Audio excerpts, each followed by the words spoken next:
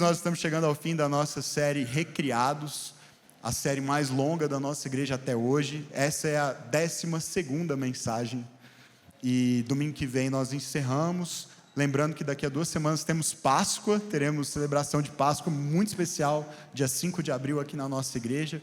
E será o início também de uma nova série de mensagens e um novo trimestre em que nós vamos focar na vida em comunidade, na prática da vida comunitária e como a palavra de Deus nos chama a viver como igreja, juntos uns com os outros. Será um trimestre muito especial também, com 3 séries, cada uma durando um mês. Mas essa mega série aqui de 13 semanas ao todo termina domingo que vem.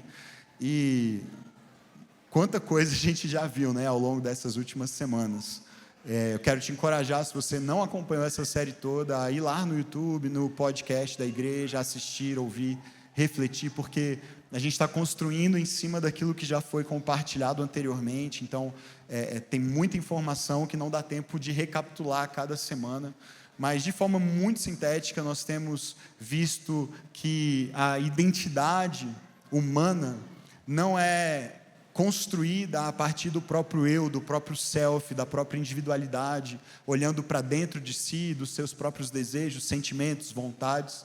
Mas a nossa identidade nos foi dada por Deus, uma vez que Ele cria a humanidade à sua própria imagem e semelhança, e agora, depois do pecado, de tudo que o pecado causou nessa identidade, causou em nós, como essas criaturas feitas à imagem e semelhança de Deus, em Cristo nós estamos sendo restaurados, recriados, refeitos, para que essa imagem volte a ser refletida da maneira como Deus havia planejado desde o princípio.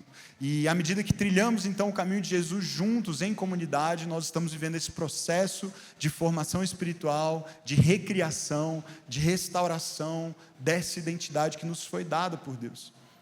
Especificamente em março, o nosso tema é a relação entre identidade e sexualidade. Nós começamos este mês falando sobre a confusão que há entre essas duas ideias e como nas últimas décadas, especialmente a partir da revolução sexual ali no início dos anos 60 em diante, e também dessa revolução afetiva que colocou o próprio eu, o próprio self como esse centro organizador da identidade humana, nós vimos como isso muitas vezes se choca com o caminho de Jesus, com a proposta da palavra de Deus para nos enxergarmos como esses seres cuja identidade não é construída a partir de si mesmos, mas dada por Deus e refeita em Cristo, tendo Jesus como esse centro organizador. Uma frase que nós repetimos algumas vezes ao longo desse mês é que ser recriado em Jesus faz com que o centro organizador da identidade do discípulo não se encontre em sua sexualidade, mas em sua união com Cristo. Parece uma coisa meio abstrata dizer isso, mas isso tem implicações muito práticas para a nossa vida. Dependendo de quem ocupar esse lugar central no nosso coração, na nossa vida, isso vai afetar absolutamente tudo que nós pensamos e fazemos. As relações que nós estabelecemos fluirão desse centro organizador e muitas vezes, sem nem perceber, nós fazemos dessa identidade do self, dessa centralidade do eu e dos sentimentos e vontades, desejos e atrações, o centro organizador das nossas vidas. E na cultura contemporânea, de modo mais amplo, a sexualidade tem ocupado esse lugar. Daí essa convergência da nossa cultura entre identidade e sexualidade. Eu sou aquilo que sexualmente eu quero expressar, mas esse não é o paradigma bíblico como nós temos visto ao longo de todo esse trimestre. E para caminhar para o fim, então, dessas reflexões sobre identidade e sobre sexualidade, eu quero, nesses 2 domingos, então eu preciso muito que você preste atenção nisso, eu não vou falar apenas disso neste domingo, mas também no domingo que vem, nós vamos conversar sobre o tema das relações homossexuais, relações homoafetivas. Como é que a palavra de Deus enxerga esse tema, como que a igreja de Jesus deve lidar com esse assunto e principalmente com pessoas que têm a atração homossexual ou a prática homossexual. E eu sei, queridos, que esse provavelmente é o tema mais delicado de todos os vários temas delicados, difíceis que a gente enfrentou ao longo desse trimestre. Por isso, de novo, eu quero ressaltar a importância de que você ouça as mensagens anteriores, porque elas estabeleceram muitas das premissas sobre as quais essa conversa vai ser construída, tá bom? Nós tivemos esse cuidado de deixar esse assunto para a 12ª mensagem, justamente porque ele requer esse cuidado, ele requer sensibilidade, e ele requer muitas dessas premissas que nós estabelecemos, eu espero, com alguma clareza em todo esse caminho. Lembrando que não dá para esgotar o assunto, mesmo com 13 sermões, teria muito mais coisas para a gente trabalhar, e até peço perdão se de alguma maneira nas mensagens anteriores nós tocamos em alguns temas e não conseguimos contemplar todas as situações específicas, particulares, seja da sua individualidade, da sua relação, por exemplo, com o casamento ou com o próprio sexo, como foi o tema da mensagem passada, a relação sexual. Todos esses assuntos mereceriam uma série por si mesmos, né? Uma série de vários sermões. E a gente tentou fazer uma série bem abrangente e consistente, de 13 mensagens, mas é verdade que a gente poderia detalhar e se aprofundar ainda mais se tivéssemos tempo para isso. Mas esse é um assunto que requer uma sensibilidade extra, sem dúvida. Eu quero já de início dizer que nós não estamos falando desse assunto por causa de uma pressão, de uma pauta que está em alta na sociedade de forma mais ampla.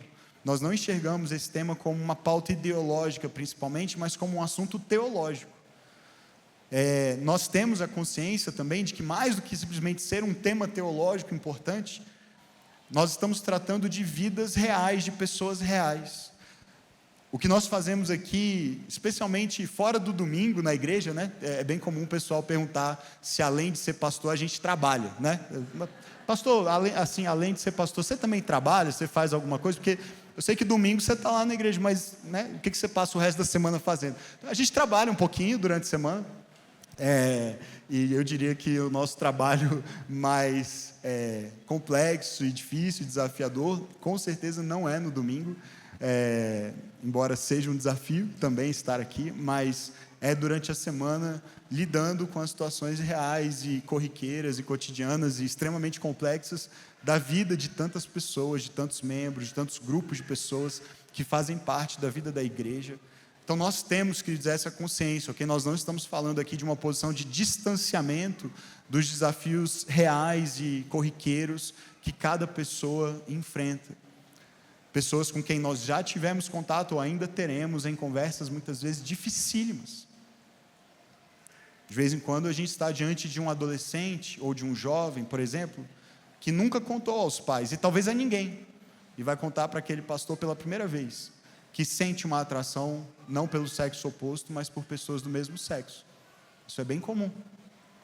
De vez em quando a conversa é com uma pessoa que se mantém solteira há muitos anos, porque decidiu resistir a essa atração por amor a Jesus, em obediência à palavra, mas que luta, uma luta muito intensa com a ideia de provavelmente nunca poder se casar e ter filhos e formar uma família.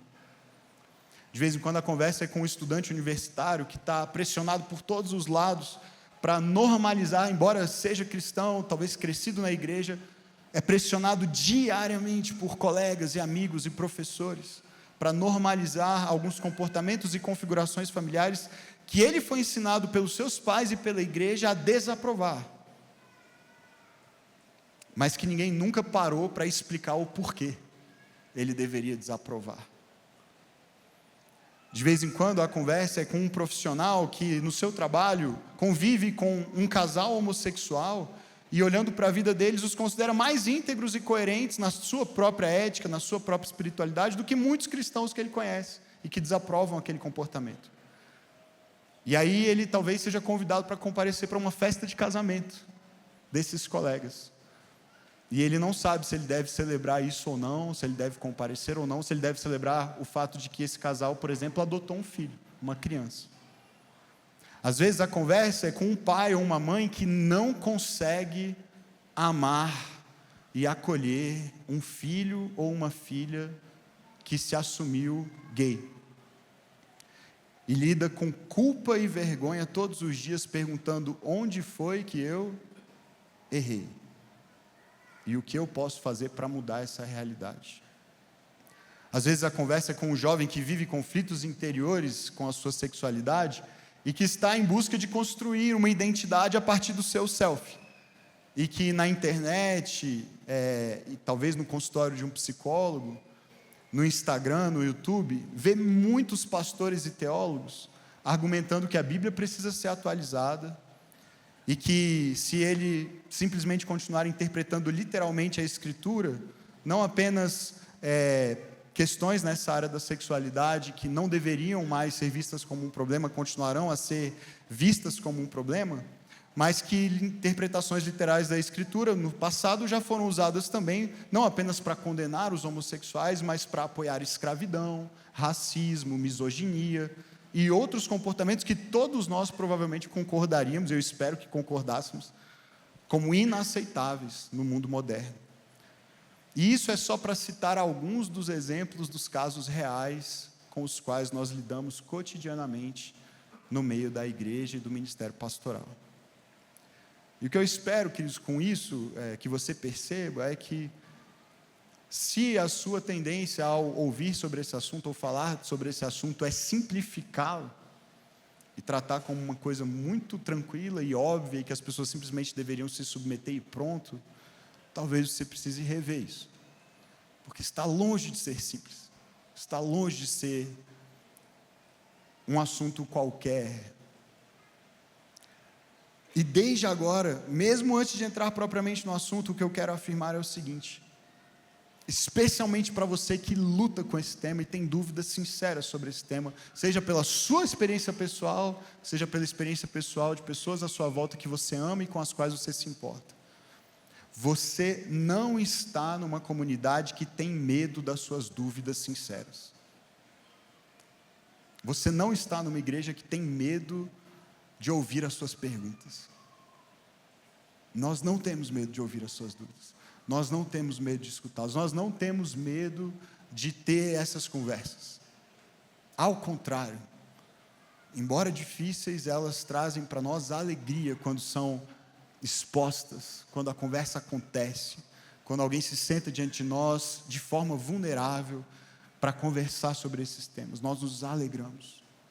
Porque muitas vezes o que nos causa sofrimento e angústia e dor e vergonha e culpa é não poder conversar sobre isso. É não ter um ambiente seguro e de vulnerabilidade real para abrir o coração, fazer perguntas e encontrar caminhos. E eu quero ainda acrescentar o seguinte: a igreja, nossa igreja não tem medo de ter essas conversas, de ouvir as suas dúvidas sinceras, e nem Deus. Deus não tem medo das suas dúvidas sinceras. Na verdade, Ele já as conhece, mesmo que você nunca as tenha levado para Ele em oração e em comunidade. Ele não tem medo de te ouvir e de saber o que se passa no seu coração, de saber quais são as suas lutas e de você sinceramente manifestar isso para Ele, tá bom? Por isso, se nós precisamos considerar todas essas sensibilidades que o tema requer, esse é um assunto que não pode ser negligenciado nos nossos dias, não podemos simplesmente não falar sobre ele. Ao mesmo tempo em que precisamos ter toda essa sensibilidade para falar desse assunto, nós precisamos mais do que nunca falar com clareza também sobre ele, porque esse, de novo, é um teste. Eu já falei isso algumas semanas atrás. O tema da sexualidade de forma ampla, e este em particular, são testes fundamentais de ortodoxia e de unidade cristã nos nossos dias, em que tantas interpretações e hermenêuticas têm sido oferecidas como alternativas à interpretação histórica e ortodoxa que a palavra de Deus tem recebido em 2000 anos de fé cristã sobre este assunto. É nossa responsabilidade, e isso também é amor. Quando os pastores ensinam sobre esse tema, e ensinam sobre o que a Bíblia ensina sobre esse tema, isso também é amor, porque nós cremos que o que nos liberta, queridos, embora eu tenha acabado de dizer que a sinceridade é importante e fundamental, e este é um ambiente seguro para as suas dúvidas sinceras, eu também preciso dizer que o que nos liberta não é a nossa sinceridade, o que liberta é a verdade. Nós não somos libertos pela sinceridade, nós somos libertos pela verdade. e simplesmente falar de forma sincera sobre o que pensamos, sobre qualquer assunto que seja, inclusive este, não é o que vai nos conduzir à vontade de Deus, para mais perto de Deus, mas é sermos também confrontados pela verdade em amor e decidirmos nos submeter a ela. Então é isso que eu vou tentar fazer, de forma limitada, como sempre, mas nessa conversa e na próxima semana. Estamos juntos até aqui? Amém? Amém. Então, com essa nada breve introdução, eu quero começar hoje refletindo de forma mais específica, e de novo, o assunto é enorme, mesmo 2 domingos não serão suficientes para tratar de todas as nuances, mas eu dividi assim, pelo menos se nada mudar até domingo que vem, mas hoje eu quero me concentrar, a refletir sobre a relação entre a atração homossexual e a prática homossexual. E na semana que vem nós veremos alguns dos textos bíblicos, se der tempo, talvez até todos os textos bíblicos que tratam desse tema, e quais são as principais objeções de interpretações mais contemporâneas a esse assunto, e como nós interpretamos, e quando eu digo nós, é a absoluta maioria da igreja cristã em 2000 anos de tradição, quais são as interpretações ortodoxas sobre esses textos todos, tá bom? E trazer algumas orientações pastorais também, se der tempo, eu espero. Eu quero começar do começo, porque eu acho que costuma ser mais efetivo assim, e pensar sobre você, como se dá a essa dinâmica do desejo e da atração. E eu não vou começar com a atração especificamente sexual e homossexual, mas atração e desejo no sentido mais amplo. 3 semanas atrás, quando eu preguei pela última vez nessa série, eu falei sobre a criação do homem e da mulher, e eu enfatizei que ambos foram criados simultaneamente iguais e diferentes. Lembram-se disso? Iguais e diferentes. Iguais porque homem e mulher são seres humanos e têm semelhanças evidentes entre si. Ambos foram criados à imagem de Deus, distintos, diferentes de todo o restante da criação e superiores, mais elevados do que todo o restante da criação. Iguais, ao mesmo tempo diferentes, visivelmente diferentes, anatomicamente diferentes, biologicamente diferentes. Agora, dando mais um passo, depois da criação do homem e da mulher, Deus os coloca num lugar específico. E é esse primeiro texto que eu quero ler com vocês, Gênesis, no capítulo 2, de 8 a 9. O Senhor Deus plantou um jardim no Éden, a leste, e ali pôs o ser humano que formou. Então o Senhor Deus fez brotar do solo todo tipo de árvores agradáveis aos olhos e boas para o alimento. No meio do jardim estavam a árvore da vida e a árvore do conhecimento do bem e do mal. Talvez você diga, puxa, mas esse texto, de novo, né, tão conhecido, e voltar lá em Gênesis, tem uma razão para esse ser o início de tudo. E a história inteira depende do que acontece nesses primeiros capítulos. Eles nos orientam a respeito de tudo mais, estabelecem os fundamentos de como nós precisamos enxergar essa identidade criada por Deus e o que aconteceu para distorcê-la, né? Nós aqui vemos que Deus coloca então esses seres humanos que Ele criou à sua própria imagem, homem e mulher, num jardim. E nesse jardim eles têm deveres, eles têm responsabilidades, eles são colocados lá para cultivar esse jardim, para cuidar dele, ao mesmo tempo que eles têm benefícios, eles podem usufruir de uma variedade inimaginável de oferta de recursos para viverem uma boa vida, uma vida que florescesse, frutificasse, uma vida próspera, uma vida boa, uma vida feliz e abundante. Eles têm uma oferta de alimentos e de recursos naturais incrível à sua disposição. O texto diz que Deus plantou ali todo tipo de árvores, e aí repare na descrição delas: agradáveis aos olhos e boas para o alimento. Essas duas características vão aparecer novamente já, no próximo texto que nós vamos ler.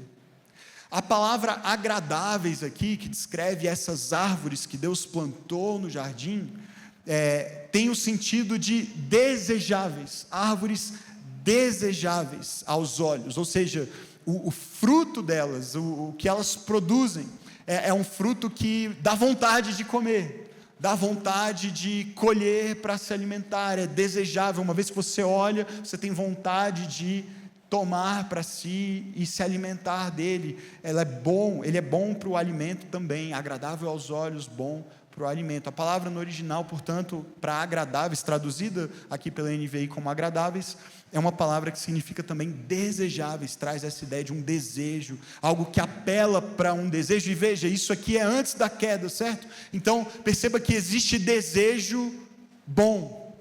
Desejo não é uma coisa essencialmente ruim. O desejo é algo que Deus nos deu, que colocou em nós desde o princípio, e ao olhar então para esse fruto das árvores que Deus havia feito e colocado no jardim, homem e mulher sentem algo no coração que a gente poderia chamar de um impulso, de uma atração, de um desejo, e isso não é ruim, isso é bom, se bem direcionado, como veremos já já. Tudo o que Deus criou era bom, incluindo as frutas que estavam à disposição ali para servir de alimento para os humanos, e o desejo por esse alimento não era ruim, era bom. Mas no meio do jardim tem duas árvores especiais. O texto diz, lá no meio do jardim Deus colocou a árvore da vida e a árvore do conhecimento do bem e do mal. E eu gostaria muito de falar sobre a árvore da vida, e eu tinha escrito aqui, mas eu cortei, porque esse provavelmente é o sermão mais longo que eu vou pregar, mas não vai embora ainda, porque tem coisa demais aqui, então eu vou pular essa parte, se der tempo no final eu volto para falar dela, mas tem lá a árvore do conhecimento do bem e do mal. E queridos, preste atenção, conhecer bem e mal, resposta simples, não é uma pegadinha, tá bom? Conhecer bem e mal e saber distinguir entre os dois, isso é algo bom ou é algo ruim? Bom, certo? Então por que Deus proibiu? Curioso isso. Tem uma árvore que vai te ajudar a conhecer o que é bom e o que é mal, e Deus falou, não coma dela, não coma dela. Todos nós precisamos saber distinguir o que é bom e o que é mal, nós precisamos dessa capacidade, caso contrário, como viveremos bem? Como obedeceremos, como honraremos a Deus, como faremos o que é bom, escolheremos o que é bom, saberemos distinguir entre aquilo que é bom e o que não é? Na verdade, isso era indispensável para Adão e para Eva. Se eles fossem cumprir o chamado de governar em nome de Deus toda a criação, eles precisariam saber distinguir e escolher entre o bem e o mal. Mas quando a gente segue a história, o capítulo seguinte, o capítulo 3, registra aquela interação entre a serpente e a mulher. E aqui o que é questionado é a ordem dada por Deus de não comer exatamente dessa árvore. A serpente planta essa dúvida em Eva, na sua mente, no seu coração, e em Adão também, que estava do lado dela lá, a respeito do porquê disso. Essa ordem não faz muito sentido. Deus deve ter uma motivação não muito boa para ter dito isso para vocês.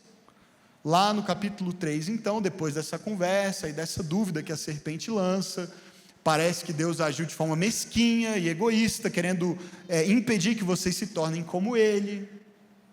A palavra de Deus não é assim tão confiável. A mulher reage então a essas sugestões. Nos versos 6 e 7, a gente lê o seguinte: quando a mulher viu que a árvore era boa para alimento, preste atenção, boa para alimento, atraente aos olhos. Parar aqui. Você já viu essa história antes, em algum lugar? Essa mesma descrição? Acabamos de ver, certo?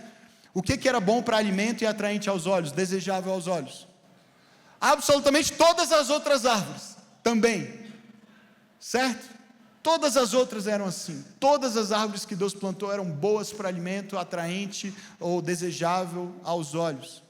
Mas tem mais um detalhe que ela percebe nesta árvore em particular. E desejável para dela se obter o quê? Sabedoria. Tomou do seu fruto e o comeu, e também deu ao seu marido que estava com ela, e ele o comeu. Então os olhos dos dois se abriram, e a primeira coisa que eles perceberam é que estavam nus. Então, talvez você diga, o que isso tem a ver com desejo sexual? Tudo a ver, tudo a ver. Por isso entrelaçaram folhas de figueira e fizeram algo para cobrir-se. Repare novamente, queridos, a semelhança entre essa árvore e todas as outras. Todas as árvores feitas por Deus eram boas para alimento e atraentes aos olhos.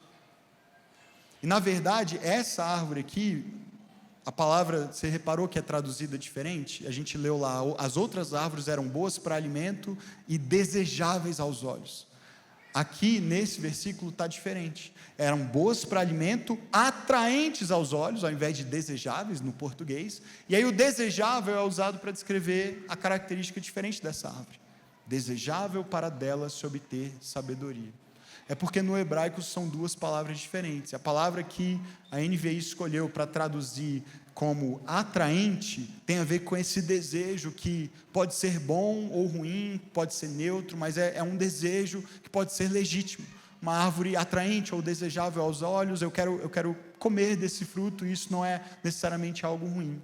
Mas a palavra que a NVI escolheu traduzir como desejável, nessa expressão para dela se obter sabedoria, é a tradução de um termo hebraico que remete a um desejo mais forte, a um impulso mais forte, e que tem um poder maior não só de atração, mas de sedução, e que por isso quase sempre que é utilizada esta palavra é num contexto negativo, de um desejo excessivo ou descontrolado, ao qual nós acabamos cedendo.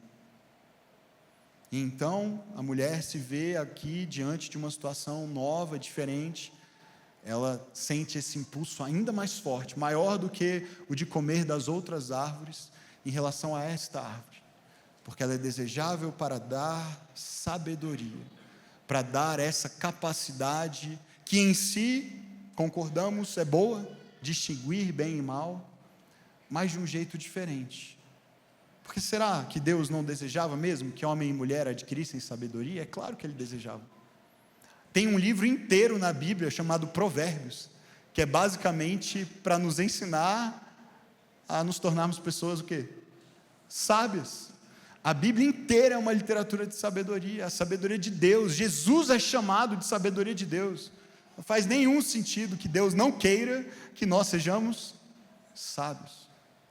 Mas a história parece apontar para um caminho de se obter sabedoria, um jeito de se obter sabedoria, à maneira de Deus, seguindo os termos estabelecidos pelo próprio Deus, e que levarão o homem e a mulher a experimentarem vida, agora sim, representada pela árvore da vida, mais do que uma vida biológica, que eles já tinham, mas uma vida espiritual, uma vida plena, uma vida eterna, representada então pela árvore da vida, e uma rota alternativa. É por isso que essas duas árvores estão no centro do jardim, no meio, uma do lado da outra, representando caminhos não simplesmente diferentes, mas incompatíveis, opostos. Tomar por si mesmo da árvore do conhecimento do mal e comer do seu fruto é negar o que a árvore da vida tem para oferecer. É negar obter a sabedoria da maneira estabelecida por Deus, para seguir, para redefinir bem e mal nos seus próprios termos, segundo os seus próprios desejos. Expressão que aparece aqui nesses textos. É desejável, e aí então eu cedo a esse desejo, percebe? Então, o que eu quero estabelecer nesse início ainda, queridos, é que diante do desejo, a partir já dessa história a gente vê isso, diante do desejo há o quê? Uma decisão. E você sabe disso, eu sei disso, porque todos nós temos o quê?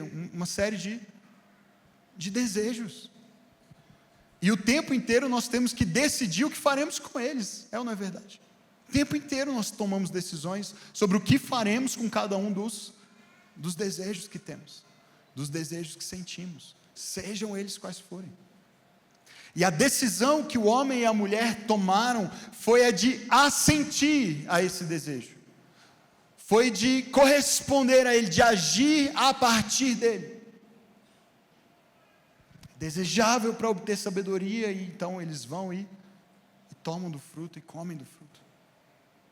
E veja novamente que o desejo por comer um fruto que em si era bom para alimentar, não mal, o desejo em si não é mal, mas o desejo desregulado, desordenado ou excessivo por algo que se torna desproporcionalmente desejável e em dissonância com a palavra de Deus, a voz de Deus, aquilo que Deus já havia dito como sendo um caminho melhor, aí sim se torna um problema.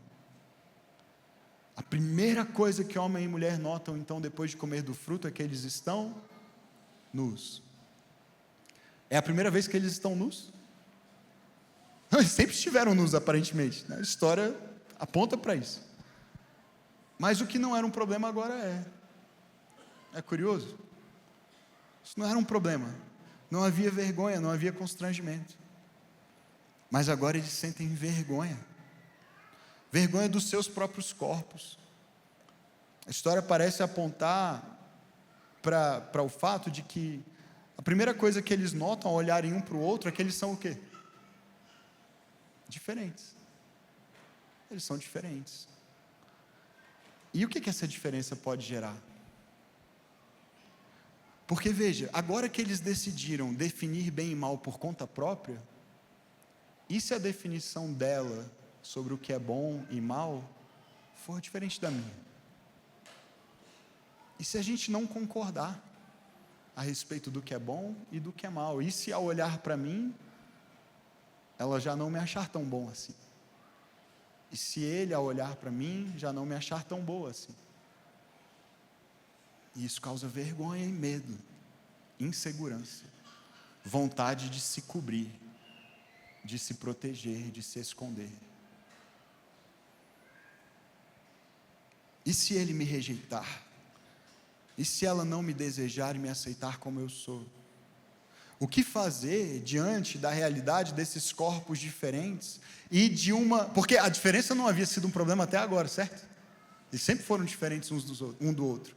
Mas isso não era um problema, isso não causava vergonha, mas agora causa. Porque agora eu decido o que é bom e mal do meu jeito. E você decide o que é bom e mal do seu jeito. E se as nossas definições forem diferentes, isso pode levar à rejeição. Você percebe, queridos, que essa redefinição de bem e mal, não mais definidos a partir de uma fonte externa e superior de autoridade, mas pelo próprio desejo individual de cada um, é a causa de todos os problemas, de afastamento, de ruptura de relacionamentos. No livro Garota Gay, Deus Bom, que eu já citei algumas semanas atrás, da Jackie Hill Perry, ela diz o seguinte: o pecado odeia tudo que é bom.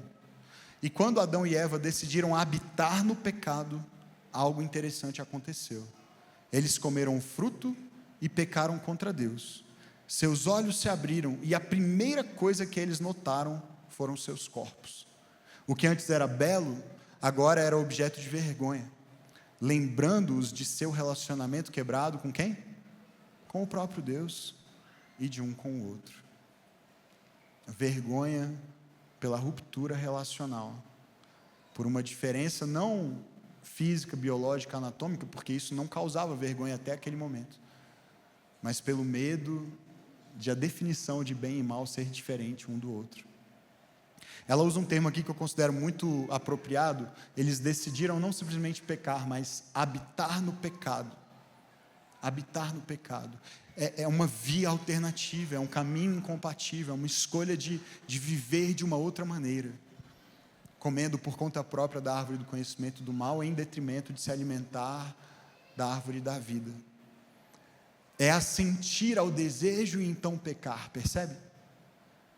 Enquanto era só no campo do desejo, estava tudo bem, mas assentindo ao desejo e pecando, a consequência foi a quebra relacional. Entre muitas consequências, se antes havia já vulnerabilidade, porque a nudez é uma vulnerabilidade, mas havia vulnerabilidade com segurança, agora a vulnerabilidade é um risco enorme de rejeição. E é por isso que, já me antecipando bastante aqui, pulando várias coisas que eu vou voltar para ainda falar, mas nesse ponto da vulnerabilidade, rejeição, eu preciso dizer que é papel fundamental da igreja, da comunidade de seguidores de Jesus, cultivar um ambiente de verdadeira vulnerabilidade, com segurança e acolhimento para todas as pessoas, um lugar onde nós podemos ser vistos da maneira como somos, como estamos, sem medo de por isso sermos rejeitados, sermos excluídos. Ao mesmo tempo, um lugar onde seremos amorosamente convidados a nos expor nossas lutas, expor nossas fraquezas, expor nossos desejos, expor nossos pecados, a fim de sermos perdoados, transformados, restaurados por esse mesmo Jesus e nesse mesmo ambiente que nos acolheu. Voltando à história. Se diante do desejo há uma decisão, e a gente viu qual foi a decisão que os primeiros humanos tomaram, e eles são nossos representantes, ok? Todos nós pecamos em Adão, todos nós pecamos com Adão e Eva. Adão significa humano, Eva significa vida. Eu acho bem seguro de afirmar que eles nos representam, né? Todos nós, então, a partir dali, nascemos já, após a queda, como esses seres profundamente marcados pelo pecado, separados de Deus, impedidos de comer da árvore da vida. Porque Deus é mau? Não, porque foi a escolha que nós fizemos. Porque é a consequência da nossa escolha. Deus avisou antes, Deus deu as opções e a humanidade fez a sua escolha. E uma vez que o pecado então nos expulsou do jardim, da presença boa e santa de Deus, e afetou a integralidade da natureza humana, entre todos os aspectos da nossa existência que o pecado afetou, estão os nossos desejos. E está também a nossa capacidade de tomar decisões a partir dos nossos desejos. Se os desejos foram desordenados, desarranjados após a queda, e as nossas faculdades, a nossa volição, a nossa capacidade de escolher, de discernir entre bem e mal, tudo isso foi afetado pela queda. Então, naturalmente, muitas vezes nós tomaremos decisões erradas, baseadas em desejos errados ou desordenados do nosso próprio coração. Por causa dessa desordem interior em que nós nos encontramos, uma vez que fomos separados de Deus, nós somos levados pelo nosso próprio coração e também por um mundo inteiro à nossa volta, que sofreu os mesmos efeitos da queda, a tomar decisões nada sábias. Porque veja, de novo, o destino era a sabedoria.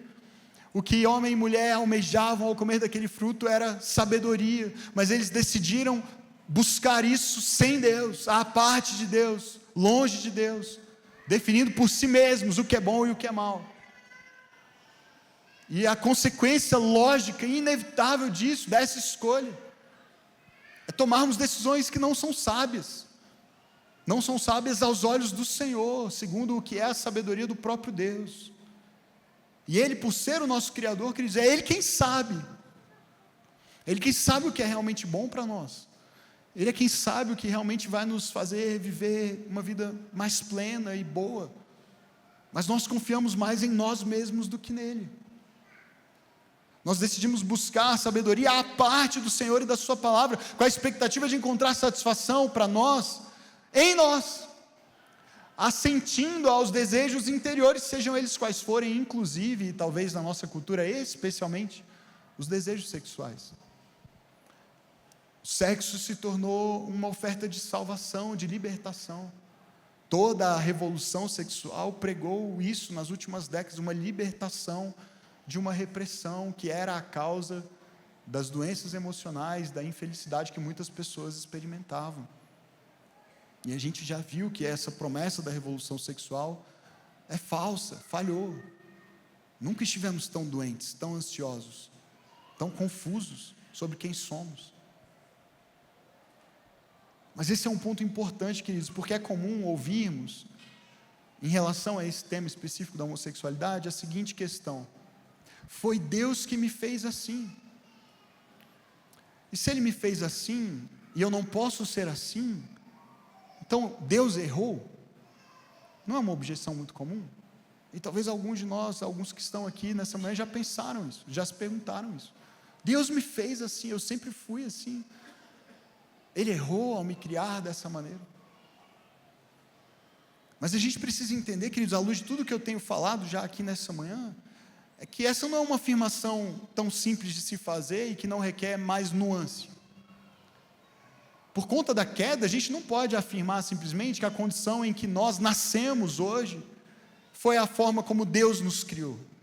Porque não foi Deus quem pecou e não foi Deus que nos levou a pecar.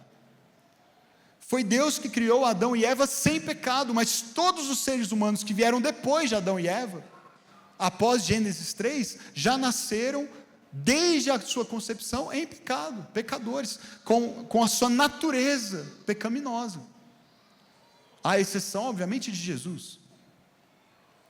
Davi, por exemplo, faz duas afirmações que parecem incompatíveis, mas são igualmente verdadeiras. Ele diz nos Salmos: eu te louvo, Deus, eu te dou graças porque o Senhor me criou de um modo assombrosamente maravilhoso. E aí ele diz também: em pecado me concebeu a minha mãe. E aí talvez você se pergunte: Davi, qual dos dois? E a resposta é, como vocês já sabem, sim. A resposta é sim. As duas coisas são verdade.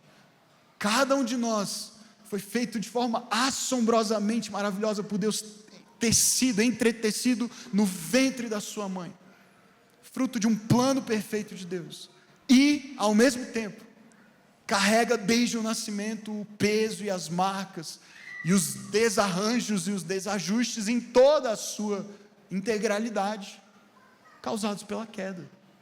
As duas coisas são reais. Existem características físicas, psicológicas, traços da nossa personalidade, que cada um de nós tem, que são dádivas, verdadeiras dádivas, presentes de Deus para nós. E também, cada um de nós carrega limitações, condições físicas e emocionais, psicológicas, que são decorrentes de estarmos sujeitos, desde o nosso nascimento, aos efeitos da queda sobre o nosso corpo, sobre a nossa mente, sobre o nosso coração. Mas sabe o que é também verdade, diante de tudo isso? É que cada um de nós é responsável pelo que vai fazer com esse pacote inteiro, com tudo isso, de bom e de não tão bom, que nós recebemos. Diante do desejo há uma decisão, e diante do desejo há uma decisão quanto à direção. Para onde nós vamos direcionar cada um desses desejos que há dentro de nós? Qual será a direção? Para onde a gente vai apontar? Para onde a gente vai direcionar? Nós somos responsáveis por tomar essa decisão quanto à direção dos nossos desejos. Porque, queridos, o que a gente vê na sequência da história, e basta você ler a Bíblia para perceber isso, depois da queda, o que a gente vê é todo tipo de desejo desordenado sendo mal direcionado, e se manifestando de várias formas, entre elas imoralidade sexual, uma das mais presentes. Eu não preciso te convencer isso, né? Porque essa é uma das maiores manifestações dos desvios humanos na história e na contemporaneidade, imoralidade sexual de toda sorte, mas mais do que isso, idolatrias, violência, mentiras, traições, tudo aponta para essa mesma absoluta incapacidade de redirecionarmos por conta própria os nossos desejos desordenados pelo pecado. Somos absolutamente incapazes de fazer isso por conta própria. E toda essa história, não dá tempo de explorar tudo da maneira que seria ideal, mas nos ajuda a compreender textos difíceis à luz da nossa cultura contemporânea. Por exemplo, o que Paulo escreve aos Romanos no capítulo 1. Nós vamos ler já o trecho difícil, mas eu ainda quero ler um outro trecho antes de chegarmos nele, e é onde terminaremos daqui a pouco. Mas em Romanos, no capítulo 1, olha como Paulo abre a sua carta. Isso é muito importante para essa conversa. Ele abre a sua carta assim: Paulo, servo de Cristo Jesus, chamado para ser apóstolo, separado para o evangelho de Deus. E aí eu vou pular os versos 2, 3 e 4, depois você pode ler, mas ele vai continuar nessa apresentação de quem ele é, do seu chamado, do seu apostolado. Mas veja o que ele diz no verso 5: por meio dele, de Jesus, e por causa do seu nome, recebemos graça e apostolado, preste muita atenção no que vem agora, para chamar dentre todas as nações um povo para a obediência que vem pela fé. E vocês também estão entre os chamados para pertencerem a Cristo Jesus. Isso aqui é extraordinário. A gente pula às vezes essas introduções das cartas, essas apresentações, mas Paulo está preparando o terreno para tudo que vem depois, para tudo que ele vai explicar, para tudo que ele vai expor. E esse trechinho aqui carrega uma riqueza tão grande. Ele está dizendo por que é que nós somos chamados, por que é que o Evangelho nos alcançou e qual é a nossa missão em resposta a isso. E ele diz, foi para chamar dentre todas as nações um povo, e esse povo é chamado para obediência que vem pela fé. Isso mostra, queridos, ao mesmo tempo que o caminho de Jesus é inclusivo e exclusivo. Preste atenção nisso.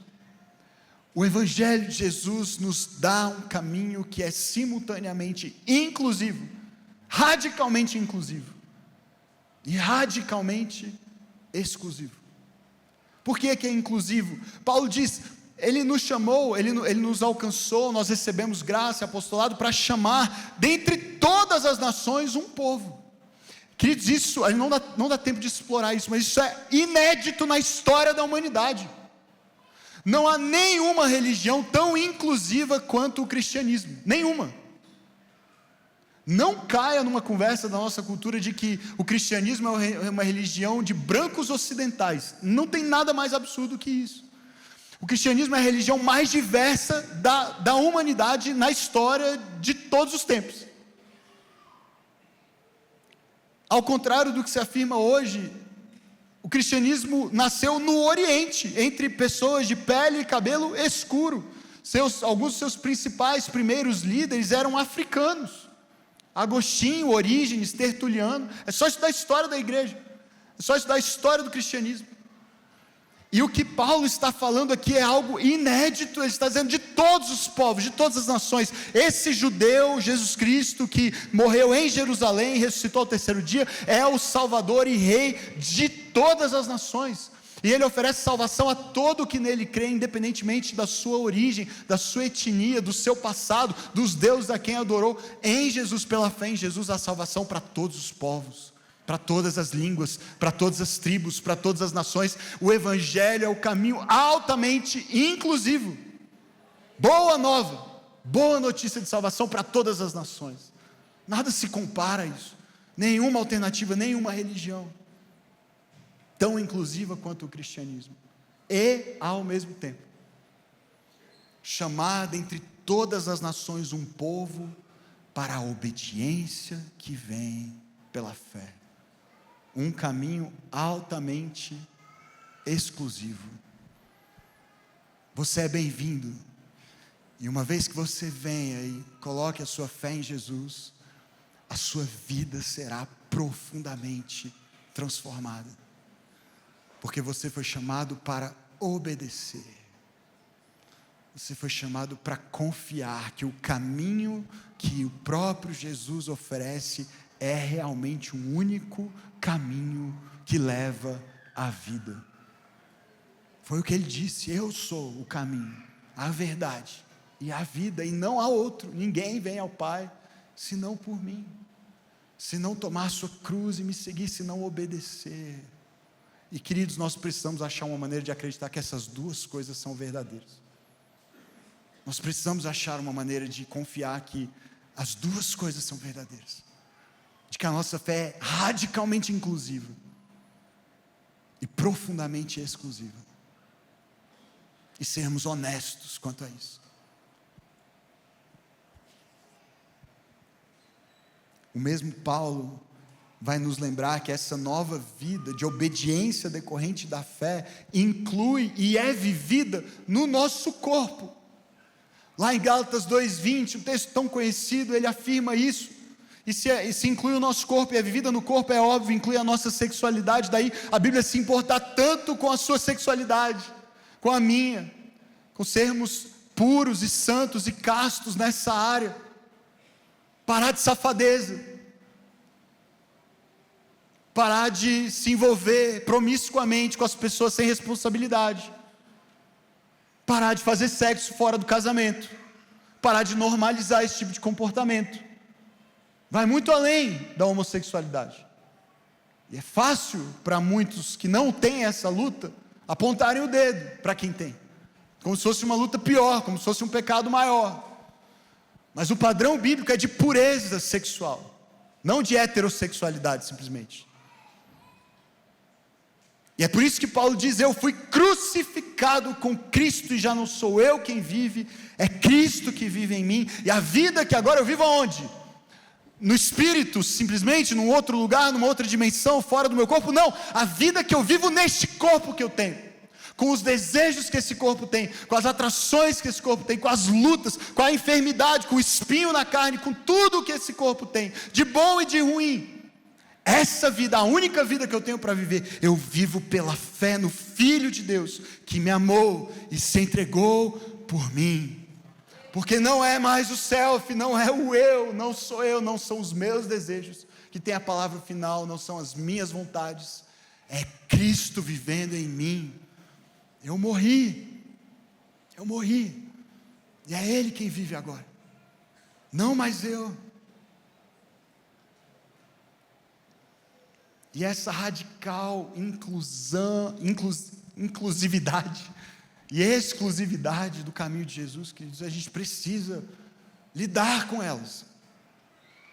E toda essa conversa também é importante, porque pelo menos é o início de mais uma objeção comum e legítima. Eu entendo, todas essas objeções levantadas são legítimas, eu entendo de onde elas vêm, as dúvidas, como eu já mencionei, Deus me criou assim, será que Ele errou então? E já tentei de alguma maneira endereçar esse assunto, mas aqui também uma outra que costuma surgir nesse ponto da conversa é: mas Deus não ama todas as pessoas, a igreja então também não deveria aceitar todas as pessoas? E é claro, isso depende de muitos conceitos, queridos, sobre esse amor e sobre essa aceitação, e não dá tempo de detalhar tudo isso, esmiuçar tudo isso. São conversas que funcionam muito melhor no nível pessoal, num gabinete, no aconselhamento. E, por favor, se qualquer momento, qualquer fala minha ou dos outros pastores ao longo de toda essa série gerou em você algum tipo de dúvida, como eu comecei falando, nós não temos medo dessas conversas, das suas dúvidas sinceras. Nos procure, queremos te ouvir, queremos te conhecer melhor e conhecer as suas particularidades, a sua história, te ajudar como pudermos. Mas, queridos, de fato sim, todos são amados por Deus, todos precisam ser acolhidos, bem recebidos, amados pela igreja, e ao mesmo tempo esse amor que levou Jesus à cruz também precisa nos levar a essa vida de obediência pela fé vivida no nosso corpo, a um arrependimento e a obediência que vem pela fé nele, em Cristo e na sua obra de redenção. E aí finalmente a gente pode entrar no texto da mensagem de hoje. Fiz uma introdução de 50 minutos, aparentemente. É brincadeira, isso não era só a introdução, mas eu ainda quero ler mais um texto. E ele é longo e eu não vou ter tempo, infelizmente, de detalhá-lo todo, mas, de novo, essa mensagem continua domingo que vem. Então, por favor, volte, porque senão não é nem justo, né? Não é nem justo você só avaliar metade.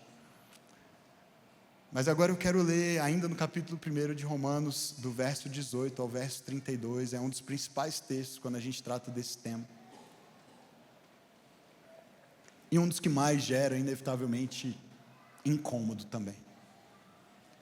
Diz o apóstolo Paulo: portanto, e aí o ideal seria a gente ter lido o capítulo inteiro, recomendo que você faça isso em casa depois.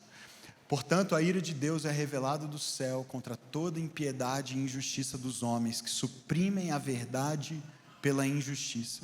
Pois o que de Deus se pode conhecer é manifesto entre eles, porque Deus lhes manifestou. Pois desde a criação do mundo, pausa só para dizer por que eu comecei em Gênesis, tá bom? É porque Paulo começa em Gênesis, é porque Jesus, quando fala sobre sexualidade, começa em Gênesis, é porque a história começa em Gênesis, é porque a história não começa comigo, a história não começa com você, a história não começa com o que a gente sente, não começa com o que a gente deseja, a história começa com Deus, e com o que Ele estabeleceu e criou. Porque desde a criação do mundo, os atributos invisíveis de Deus, seu eterno poder e sua natureza divina, têm sido vistos claramente, sendo compreendidos por meio das coisas criadas. Olhar para a criação, em outras palavras, é conhecer Deus, é ver a natureza de Deus, os atributos de Deus, de forma que tais homens são indesculpáveis. Por que eles são indesculpáveis? Lembra que eu falei que existe uma responsabilidade quanto à decisão, nós somos responsáveis quanto à decisão a partir dos desejos? Nós somos indesculpáveis. Por quê? Porque tendo conhecido a Deus, não o glorificaram como Deus, nem lhe renderam graças, mas os seus pensamentos tornaram-se fúteis e os seus corações insensatos se obscureceram.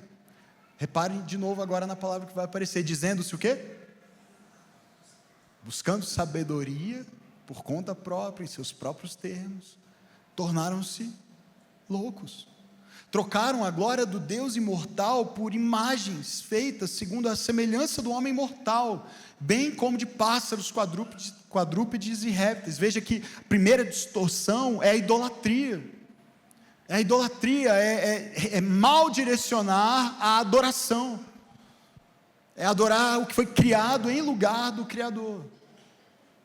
Por isso, Deus os entregou. Essa linguagem vai se repetir aqui nessa passagem várias vezes, e é uma linguagem extremamente comum na Bíblia, especialmente no Antigo Testamento, para falar a respeito da ira de Deus, como a ira de Deus se manifesta. Deus nos entregando, é como se tirasse uma mão de graça, de proteção e de misericórdia, e entregando a humanidade a sofrer os efeitos das suas próprias escolhas. Das suas próprias escolhas. É Deus respeitando a autonomia da humanidade, infelizmente mal direcionada, mal utilizada, mas é Deus ainda assim respeitando. Você escolheu isso, então tá bom, eu vou te entregar as consequências das suas próprias decisões. Deus os entregou à impureza sexual, segundo os desejos pecaminosos dos seus corações, para a degradação dos seus corpos entre si. Trocaram a verdade de Deus pela mentira. Todo o episódio da serpente com o homem e a mulher, distorcendo a verdade de Deus, a palavra de Deus, mentindo a respeito dela, e adoraram e serviram a coisas e seres criados em lugar do Criador, que é bendito para sempre. Amém. Por causa disso, de novo, Deus os entregou, Deus deixou que eles seguissem o caminho dos seus próprios corações, a paixões vergonhosas. Até suas mulheres trocaram suas relações sexuais naturais por outras, contrárias à natureza. Da mesma forma, os homens também abandonaram as relações naturais com as mulheres e se inflamaram de paixão uns pelos outros. Começaram a cometer atos indecentes, homens com homens, e receberam em si mesmos o castigo merecido pela sua perversão. Além do mais, visto que desprezaram o conhecimento de Deus, mesma expressão, ele os entregou a uma disposição mental reprovável, para praticarem o que não deviam. Tornaram-se cheios de toda sorte de injustiça, maldade, ganância, depravação. Presta muita atenção nessa lista, tá bom? Porque ninguém vai ficar de fora dela. Ninguém vai ficar de fora dela. Porque há um risco enorme de você estar me ouvindo até aqui pensando, essa mensagem é para outra pessoa. Injustiça, maldade, ganância, depravação, cheios de inveja, homicídio, rivalidades, engano, malícia. Se você não se achou nessa lista ainda, provavelmente o erro não está na lista, ok? São bisbilhoteiros, caluniadores, inimigos de Deus, insolentes, arrogantes, presunçosos, inventam maneiras de praticar o mal, desobedecem aos seus pais, são insensatos, desleais, sem amor pela família, implacáveis. Embora conheçam o justo decreto de Deus, de que as pessoas que praticam quais coisas? Práticas homossexuais, pastor. É isso que está dizendo o texto? Não, que praticam todas essas coisas. Todas essas coisas, quaisquer delas, qualquer uma delas, merecem o quê? A morte. Não somente continuam a praticá-las, mas também aprovam aqueles que as praticam. Você percebe por que ensinar sobre tudo isso é amor e não discriminação? É porque a palavra de Deus diz que seguir um caminho contrário ao que Deus estabeleceu como sabedoria para a vida leva à morte. Então, falta de amor seria não falarmos disso. Mas são todas essas coisas. todas essas coisas.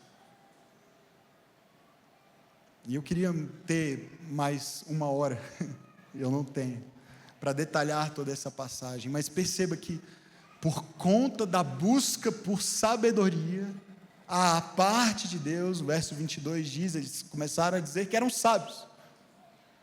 Houve um mau direcionamento do coração, da adoração, criatura, coisas criadas em lugar do Criador, e aí entre as várias coisas boas que Deus criou, o próprio sexo e o próprio desejo sexual, mas ocupando um lugar de adoração, um lugar indevido no coração muitas vezes. Pode ser o próprio eu de forma mais ampla, o casamento, a família, os filhos. Mas o fato é que, como resultado dessa nossa rebeldia, Deus nos entregou, a expressão aparece repetidas vezes aqui, as consequências das decisões que tomamos a partir dos desejos aos quais assentimos. Paulo diz que parte dessas consequências, não todas as consequências, mas parte delas dizem respeito a práticas sexuais contrárias àquelas que Deus estabeleceu. E de novo eu quero ressaltar, queridos, ninguém se salva. Se você estiver minimamente sincero e humilde diante dessa lista, ninguém se salva, ninguém se salva. E é comum às vezes ouvirmos essa acusação também, e eu entendo de onde ela vem, e eu lamento que ela seja verdadeira em muitos contextos, mas eu, com muita paz no meu coração, longe de afirmar qualquer tipo de perfeição nossa a esse respeito, mas eu posso te dizer com muita paz, não é o caso da nossa igreja, que nós selecionamos este pecado e não outros para tratar de forma séria. Nós temos praticado a disciplina pastoral, nós temos acompanhado pessoas, aconselhado pessoas, e temos muito a melhorar nessa área, temos trabalhado incansavelmente para aperfeiçoar esse nosso trabalho de cuidado pastoral, de vida em comunidade, para podermos cuidar cada vez melhor uns dos outros. Mas, queridos, qualquer um de nós que insistir em viver fora do padrão de Deus, seja a partir desses pecados, de outros que a Escritura aponta, estará sujeito à exortação, a cuidado, à disciplina, porque isso é o pastoreio que nós somos chamados a fazer. Não fazer seria negligência. Mas não é escolher este pecado ou esta prática e não outras. Aliás, infelizmente, nem sei se dá para dizer isso, porque tudo é infeliz nessa história de pecado e de disciplina, mas com muita frequência nós temos lidado com outras situações que não dizem respeito a essa, de práticas homossexuais. Lidamos com várias situações de adultério, casais heterossexuais cometendo adultério um contra o outro, divórcio, em situações, não aquelas que a Bíblia prevê, às vezes, como possíveis, mas por quaisquer outras razões, e muitas vezes sem nem buscar ajuda e acompanhamento pastoral, aconselhamento, e decisões precipitadas, um marido que deixa a esposa, abandona, negligencia suas responsabilidades, e tantos outros pecados, queridos, promiscuidade, pessoas não casadas se envolvendo sexualmente, fora do casamento, pessoas morando juntas, mas sem querer formalizar a sua relação de casamento. Não é selecionar este pecado em detrimento de outros, é buscar a santidade, viver como um povo chamado à obediência que vem pela fé. É ser um discípulo de Jesus, ou admitir que não quer ser, e viver buscando sabedoria em outro lugar, mas assumir isso. Mas quando nós olhamos para cá, para a palavra e para os efeitos dessas nossas escolhas, nós precisamos reconhecer, queridos, somos responsáveis, temos que decidir, temos que escolher que caminho seguiremos, e fica claro aqui, Paulo mostra há uma disposição mental reprovável decorrente do pecado, que faz com que todos nós tenhamos desejos desordenados, e às vezes optemos por fazer aquilo que desagrada a Deus, consentindo ou assentindo a esses desejos. Mas ele diferencia essa disposição mental reprovável da prática, do pecado em si. E essa distinção é importante, porque essa disposição mental reprovável afetou a todos nós indistintamente. A maneira como ela se expressa em cada corpo, em cada mente, é diferente. Mas a queda afetou a todos nós. Mas agora, queridos, que nós estamos em Cristo, nós estamos sendo restaurados, redimidos, transformados, e nós podemos decidir não pecar, não consentir, mesmo que o desejo ainda esteja lá, mesmo que a atração ainda esteja presente, nós podemos escolher outro caminho. Nós podemos direcionar esse desejo para um outro lugar. Fica explícito aqui, não dá para negar, Paulo está falando também da prática homossexual, seja de mulheres com mulheres ou de homens com homens, nos versos 26 e 27. E qual é a solução então? O que eu faço com esses desejos que eu sinto? E que, de novo, é preciso ressaltar, embora sejam consequências da queda, porque senão eles não precisariam ser redirecionados, não são em si pecaminosos, enquanto estão no campo apenas do desejo.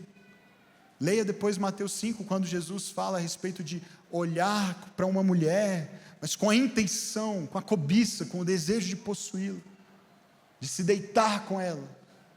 Não é simplesmente a atração ou o desejo que é o pecado, mas o que você faz, seja na mente ou na prática concreta, com o desejo que você tem. Leia Tiago, no capítulo 1, dos versos 13 a 15, o processo que Tiago mostra a respeito de como o desejo está no coração, mas uma vez que ele concebe e gera o pecado, então há um processo em que a gente chega no pecado, mas a tentação em si não é o pecado. Isso é importante, essa distinção é importante. Um autor chamado Ben Withering, ele diz assim: o desejo em si não é pecado, mas se for mal direcionado, o pecado não é só concebível, mas também concebido, gerado, ele nasce, ele acontece. E aí, queridos, é uma discussão mais profunda e teológica, difícil, e não vai dar tempo de tê-la em todo o detalhamento que seria necessário, mas é muito importante a sua atenção aqui agora nessa parte final, e a gente perceber como é importante a gente ir na contramão dos movimentos identitários contemporâneos, esse reinado do self moderno. Por quê? Porque se a gente igualar, preste atenção, se a gente igualar identidade e desejo, então não vai haver espaço para alguém no reino de Deus cujos desejos ou atrações sejam incompatíveis com a vontade de Deus, porque a própria existência dessa pessoa fica questionada. Se ela realmente é o que ela deseja, se nós somos o que desejamos, então o que a gente vai fazer? Porque todos nós temos desejos que são incompatíveis com o caminho de Jesus. Nós não podemos ser identificados a partir do que sentimos, identificados a partir do que desejamos. Precisamos separar essas coisas, precisamos tirar o desejo do centro do eu, da vida, da identidade. Você não é a sua atração, você não é o seu desejo, seja qual for a direção que ele tenha, e tenha você assentido a ele até aqui ou não, tenha você assentido a esse desejo até aqui, ou a essa atração ou não, você não é definido assim. Essencialmente essa não é a sua identidade, não é a nossa. Se nós cremos em Jesus, se nós nascemos de novo, nós agora vamos continuar a lutar com os nossos próprios desejos, sejam eles quais forem, mas haverá um compromisso nosso, de vencer as tentações e não assentir aos desejos, permitindo que se tornem pecado, seja na mente, no coração ou no comportamento. E aí, queridos, nenhum de nós é capaz de viver assim, se não se submeter a um processo que a Bíblia chama de santificação, que nós na nossa igreja temos chamado de formação espiritual. Nós precisamos, uma vez que depositamos essa fé em Jesus, experimentamos o novo nascimento e recebemos o Espírito, nós precisamos nos comprometer com a vida do discipulado, com a vida em comunidade, com essa submissão a um processo do Espírito para reorientar, refazer o nosso coração, reordenar os nossos desejos e nos capacitar, mesmo diante de desejos que ainda insistem em permanecer, a tomar decisões que honrem a Deus, direcionar esses desejos para a vontade de Deus. Nesse processo de formação espiritual, nós adotamos práticas, ritmos, por exemplo, de jejum, de oração. Nós somos imersos na verdade da palavra e permitimos que essa verdade vá renovando a nossa maneira de pensar, nos libertando das mentiras do mundo e das ideologias e dos enganos das trevas e da cultura e dos nossos próprios corações. E o Espírito vai usando essa vida em comunidade para ir nos refazendo, nos libertando da escravidão dos próprios desejos, das mentiras do inimigo e da cultura a respeito de quem somos, de como devemos viver. E o fruto dessa obra é amor, é alegria, é paz, é domínio próprio, é poder se tornar o tipo de pessoa que, pelo poder do Espírito, vence as tentações e os desejos desordenados do próprio coração. Mais uma vez, a Jackie Hill Perry, naquele seu livro que eu já citei, ela conclui assim: aparentemente, esse meu corpo nunca foi meu, desde o começo. Ele me foi dado por alguém e para alguém. Alguém que o criou para a glória, não para a vergonha. Mas até que eu visse a conhecer esse alguém, minha identidade seria composta de todo tipo de sujeira, voando dos pés do diabo enquanto ele percorria a terra. Meu corpo nunca foi meu, ele foi criado por alguém, para alguém, para a glória e não para a vergonha. Eu prometo que agora eu estou terminando. Mas, queridos, é possível vencer a tentação. É possível dizer não a uma atração. É possível resistir a ela e não chamar isso de repressão. Porque não é assentir ao desejo que nos liberta e nos salva.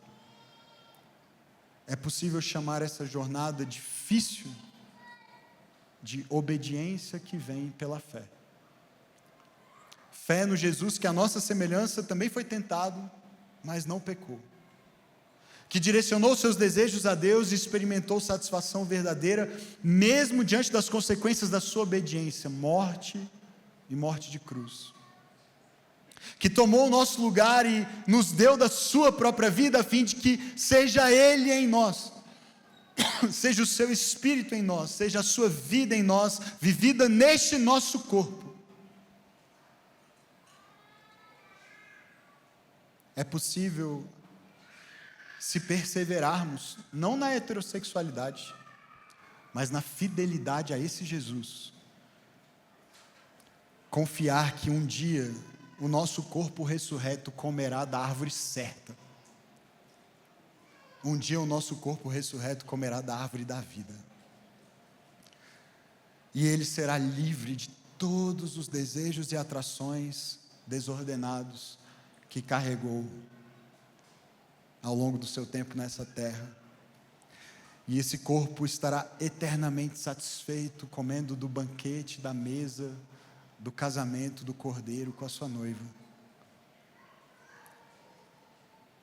E, queridos, ao mesmo tempo, é possível, igreja, sermos uma comunidade de acolhimento, de amor e de esperança, liberta de preconceitos e discriminações. Uma comunidade que não trata um pecado ou outro com mais peso ou vergonha do que os outros. Uma comunidade que vive vulnerabilidade genuína, demonstrando esse convite radical que a graça de Jesus faz a todos os pecadores, para morrerem para si mesmos e viverem para Deus. Deixa eu dizer uma última coisa: nenhum casamento é ideal. Nenhuma pessoa, solteira ou casada, hétero ou homossexual, é livre de desejos e atrações desordenados na sua sexualidade. Todos nós precisamos desesperadamente da graça de Jesus para viver sua verdade, experimentar a sua vida e andar no seu caminho estreito. E é pelo seu Espírito que nos foi dado, que nos foi oferecido, que nós podemos, eu creio, nos tornar essa comunidade de amor. Charles Spurgeon, pregador muito conhecido, de alguns séculos atrás, ele diz o seguinte, eu quero terminar com essas palavras dele, eu creio que são palavras de esperança para todos nós. há ainda algo mais doce. Jesus foi tentado, mas nunca pecou. Minha alma, não há necessidade de pecar, pois Jesus foi homem. E se um homem suportou estas tentações e não pecou, então, em seu poder, preste atenção, não é na sua força, não é na sua capacidade, não é seguindo o seu próprio coração, mas no poder de Jesus, aqueles que são membros de Cristo, membros do corpo dele, também podem deixar de pecar. Alguns iniciantes na vida espiritual acreditam que não podem ser tentados sem que caiam no pecado, mas se enganam. Não há pecado algum em ser tentado, mas há pecado em ceder à tentação. E aqui está o consolo, preste atenção, você que sofre, você que luta, você que sente vergonha, você que se sente humilhado, rejeitado, você que carrega um segredo, você que nunca confessou, você que não consegue pensar em ter essa conversa com ninguém, e você sente o peso de ter de lidar sozinho, talvez, com as suas atrações, os seus desejos e tentações, e eventualmente com os seus pecados. Aqui está o consolo para os violentamente tentados, ainda mais para encorajá-los, se refletirem no fato de que o Senhor Jesus, ainda que tentado, triunfou gloriosamente, e assim como ele venceu, certamente vencerão os seus seguidores, pois Jesus é o homem representante do seu povo. Onde Adão nos representou e falhou, Cristo venceu, o cabeça triunfou, e os membros compartilham dessa vitória. Medos são desnecessários. Isso é tão libertador, amém? Isso é maravilhoso. Não há mais lugar para medo. O perfeito amor lança fora todo medo, pois Cristo está conosco, munido para a nossa defesa.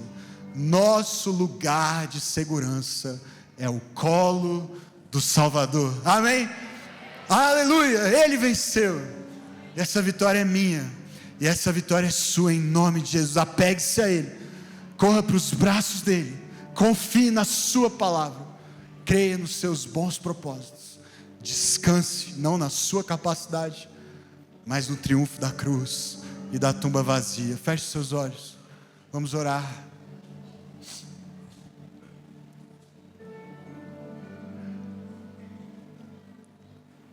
Coloque o seu coração diante da presença de Jesus,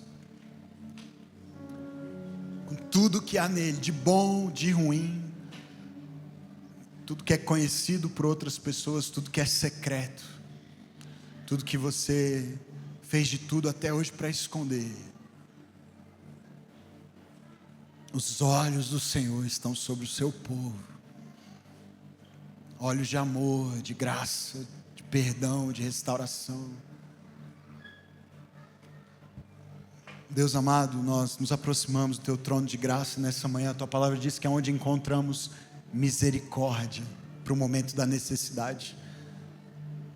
Para muitos aqui presentes hoje, este é o momento da necessidade, este é o momento em que precisam da tua misericórdia sobre eles. Por favor, Senhor, que eles a encontrem perto do teu trono, por causa do que Jesus fez, do preço pago, do sacrifício, do Calvário, da ressurreição, do Espírito Santo que foi derramado sobre a igreja para nos santificar e nos capacitar a andar no caminho estreito do discipulado de Cristo. Nós reconhecemos, Deus, que como igreja falhamos em abordar esses temas com toda a sensibilidade e compaixão necessária, com toda a clareza necessária. Pedimos que tua graça nos capacite, nos ajude a cada dia, especialmente pastores, líderes de comunidade, conselheiros. Nós queremos amar como Jesus, graça e verdade. E para corações que talvez ainda estejam fechados, resistentes,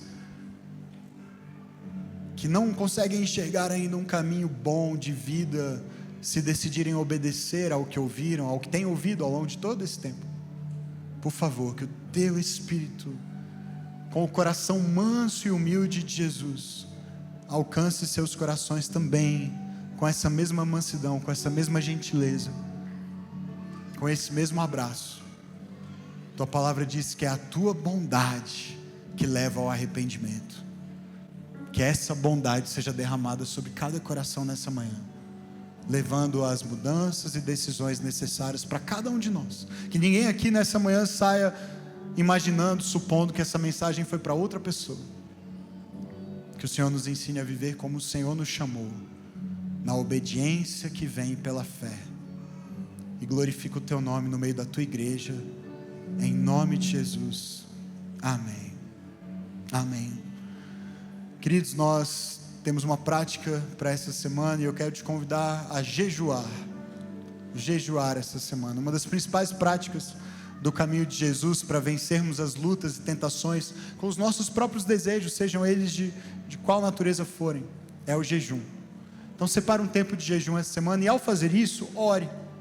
E ore pedindo ao Espírito Santo que traga à sua consciência quais são as tentações na área sexual que você vem enfrentando, seja na mente, no comportamento, e seja de que natureza forem.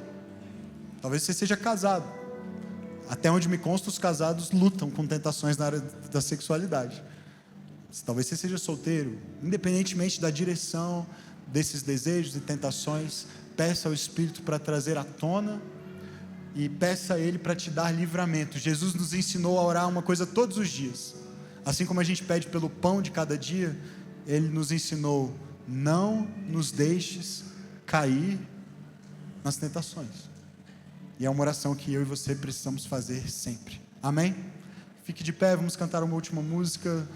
Pode ser só o refrão, porque eu passei muito do horário. A gente vai cantar só o refrão e aí você vai para uma semana de graça, de bênção, em nome de Jesus.